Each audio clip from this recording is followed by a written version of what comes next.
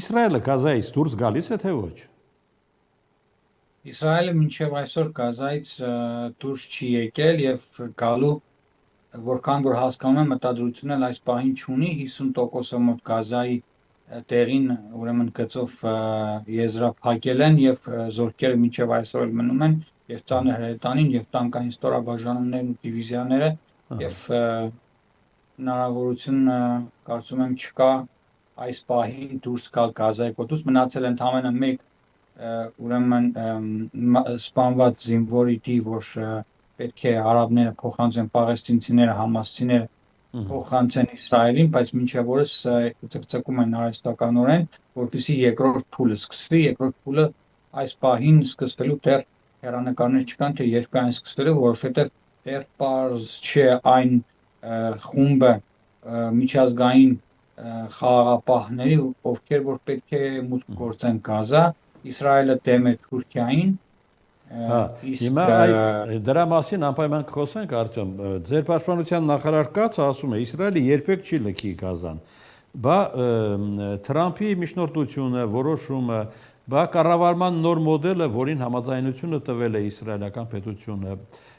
ել չեմ ասում խաղաղապահների մուտքը Գազայի հատված։ Այո, Կացը կարող է տարբեր տեսակի որպես Լիքուդ կուսակցության անդամ կամ պաշտպանության նախարար նման հայտարարություններ անել, բայց Նատանյահուի եւ Թրամփի միջև է պայմանավորվածությունները լինում են տարբեր տեսակի իրարամերժ հակասող նաեւ իրար հակասող հայտարարություններ, բայց հաստատի եթե Իսրայելը պայմանավորվել է Թրամփի հետ, ապա հնարավոր չէ որ զորքը դուրս չբերվի Գազայի կոտուց եւ նաեւ սա շատ թանկ հաճույք է անկեղծ ասած։ Վեճ է գնում նաև խաղաղապահների կազմի շուրջ։ Ադրբեջանը հաստատվում է որպես խաղաղապահ կոնտինգենտ։ Ոչ, Ադրբեջանը մինչև օրսել հայտարարել են, որ չեն մասնակցելու, որովհետև շատ ռիսկային է, հայտնի չէ թե այնտեղ ինչ իրադարձություններ են այս պահին տեղի ունենում։ Ադրբեջանցիները հրաժարվել են, չկա այսօր մի պետություն, որ կողմ է այնտեղ իր խաղաղապահ ուժերին տեղավորելու, ուղարկելու, միայն պատրաստակամություն է հայտնել Թուրքիան 2000 զինվորներ արդեն որին էլ Նեթանյահուն մերժել է։ Այո, բայց Նատանյահուն դեմ է, Իսրայելը կտրականապես դեմ է, որպեսզի ասքյարը ոտք դնի այս տարածաշրջան։ Թուրքիայի արտգործնախարարը Անկարայում հանդիպել է Համասի պատվիրակության հետ, Արտյոմ։ Թուրքիան ցույց է տալիս, որ ինքը ուղիղ մասնակցություն ունի կարգավորմանը, թե այդպես չէ, ընկալում։ Այո, ունի անմիջական որպես միջնորդ դեր այս հակամարտության իբր հանգուցալուծման հետ կապված եւ բանակցություններում վերջերս միշտ Թուրքիան ներկա է եւ իբր Էրդողանը ներկայանում է այն հիմնական ուժը, որ կարողանում է Համասի վրա որոշակի ազդեցություն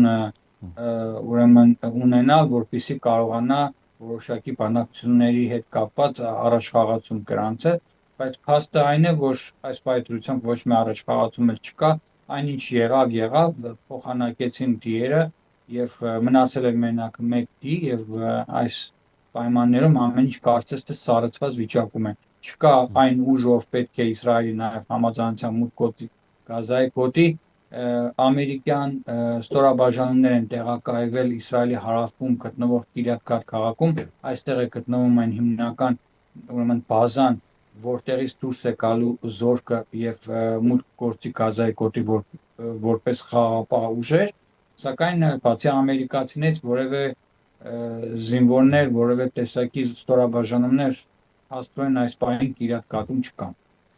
Տպավորություն չկա, որ Թրամփը երկընտրանքի մեջ է, հովանավորի Էրդողանին թե Նեթանյահուին։ Այո, կա, որովհետև Տրամփը միշտ Էրդողանին կողում է, ասենք որպես լիդեր, որպես տարածաշրջանային լիդեր պետություն, ի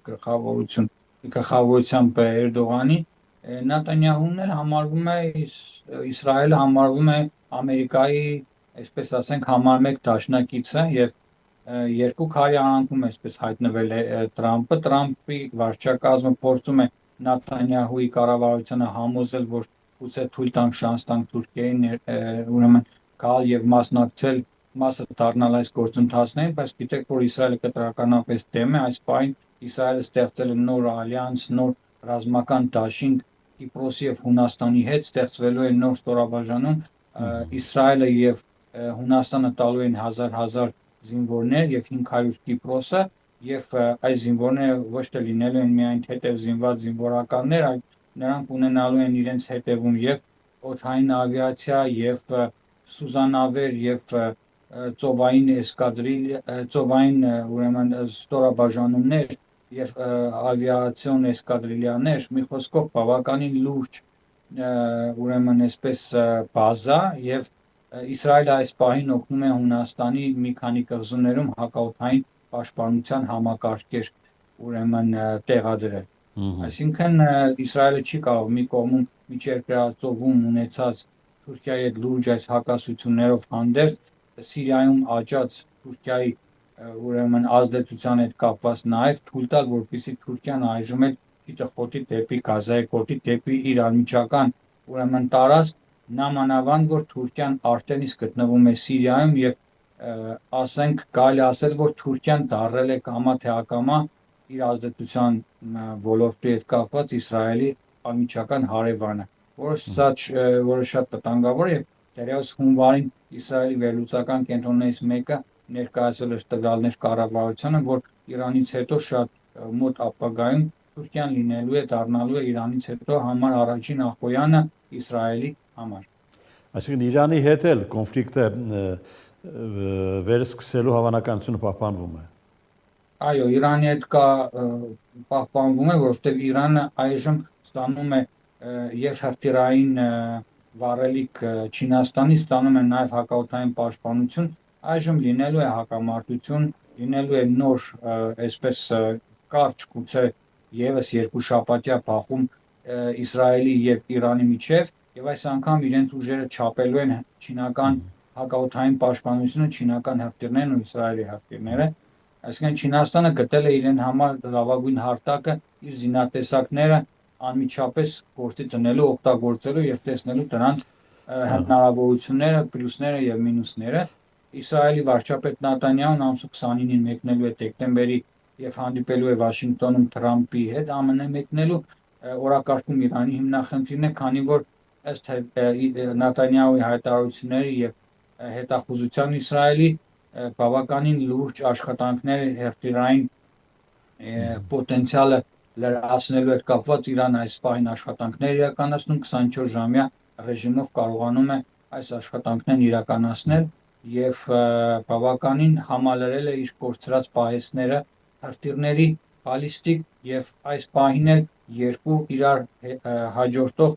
օգտագործելով բալիստիկ ու հակաօդային պաշտպանության միջոցներ Իրանը ռազմական զորավարժություն է իրականացնում Իրանում, որը նաեւ որոշակի այսպես մեսիջներ է պարունակում Իսրայել դեպի Իսրայել։ Դրա համար Նատանյահուի վարչակազմը մի փոքր այսպես որ լրատվամիջոցը Իսրայելի բացում է, անմիջապես խոսում են Իրանի հնարավոր հարձակման մասին, Իսրայելի հնարավոր պաշտպանման կամ Իսրայելի հնարավոր հարձակման, Իրանի պաշտպանության եւ հակագրոհի հետ կապված խնդիրն այն է, որ այս պահին, քանի որ Վենեսուելայում գիտեք ինչ իրադարձություններ են տեղ ունենում, ամերիկյան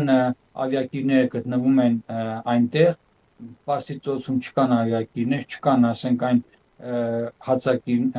հածանավերը, այն տարբեր տեսակի ուրեմն նավային ուրեմն ուժը եւ ավիակիրները, որոնք պաշտպանում են Իսրայելի օդը եւ աստված մի արարածը, եթե այսօր Իրանը որոշի, ասենք, մեկ համազարկով մի քանի 100 հրթիռ ուղարկի դեպի Իսրայելի կողմ, Իսրայելի համար իր դաշնակիցների հետ միասին շատ դժվար կլինի այդ հրթիռային ուրեմն հարձակումներին հակազդել, որովհետև այն ժամանակ եւ Ամերիկայի Միացյալ Նահանգների ավիակիրների վրա գտնվող այդ ավիացիան էր փորձում հրթիռները խոցել, նաեւ ավիակիրների վրա գտնվող հակաօդային պաշտպանությունը, նաեւ Ամերիկայի ու իր դաշնակիցների հարևան պետությունների հակաօդային պաշտպանությունն էր աշխատում, որպեսզի ցույց տային